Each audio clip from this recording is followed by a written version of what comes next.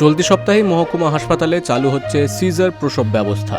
ধূপগুড়ি মহকুমা হাসপাতালে এই সপ্তাহে পরীক্ষামূলকভাবে সিজার প্রসব ব্যবস্থা চালু করবে স্বাস্থ্য দপ্তর। মহকুমা হাসপাতালে ঘোষণা হলেও এখনও পরিকাঠামো গড়ে ওঠেনি। ইতিমধ্যেই 6তলা ভবনের কাজ শুরু হয়েছে হাসপাতাল চত্বরে। ধূপগুড়িবাসীর দীর্ঘদিনের দাবি মহকুমা হাসপাতালের। একদিকে নির্মাণের কাজ শুরু হতেই ধাপে ধাপে সমস্ত পরিকাঠামো গড়ে একাধিক পরিষেবা দেওয়ার কাজ শুরু করা হচ্ছে। হাসপাতাল সূত্রে খবর, জেলা স্বাস্থ্য দপ্তর থেকে সিজার প্রসব ব্যবস্থা চালু করার অনুমোদন আগেই মিলেছে। সেই হিসেবে মহকুমা হাসপাতালে 7 জন চিকিৎসক নিয়ে একটি টিম তৈরি করা হচ্ছে।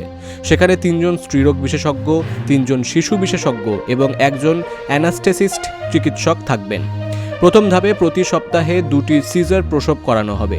ধূপগুড়ি মহকুমা হাসপাতালে প্রতিনিয়ত গর্ভবতী মহিলারা চিকিৎসা করাতে আসেন।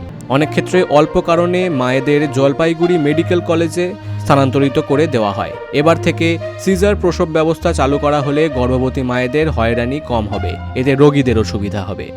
এই বিষয়ে বিধায়ক ডক্টর নির্মল চন্দ্র রায় বলেন, ধূপগুড়িবাসীর জন্য সুখবর, মহকুমা হাসপাতালে প্রথম পরিকল্পনা মাফিক সিজার প্রসব ব্যবস্থা চালু হচ্ছে।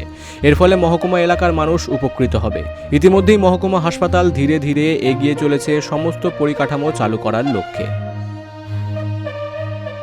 এটা খুবই আমাদের ধূপগুড়িবাসীর জন্য এবং ধূপগুড়ির আশেপাশে যে অঞ্চলগুলো রয়েছে তাদের জন্য আমাদের একটা খুব সুখবর যে প্রথম আমাদের ধূপগুড়ি মহকুমা হাসপাতালে সিজার যে ইয়েটা প্ল্যান মাফিক সেটা হবে। মানে পুরো ইয়েটা নয় যে ওরা প্ল্যান মানে মনে করো যে দেখা যাচ্ছে যে অনেকগুলো সিজারিয়ান কেস আসলো, সবগুলো তো পারবে না যে সপ্তাহে এই কয়েকটা, মানে আমাদের পরিকাঠামোটা আরও মানে কয়েকদিন পরে আরও ভালো করে গড়ে উঠবে।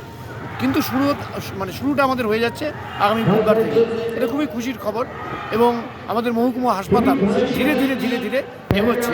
আমরা সেই পরিষেবাটা মহকুমা হাসপাতালের পক্ষ থেকে যে দিতে পারছে আমাদের জনসাধারণকে, এই জন্য আমরা খুব খুশি।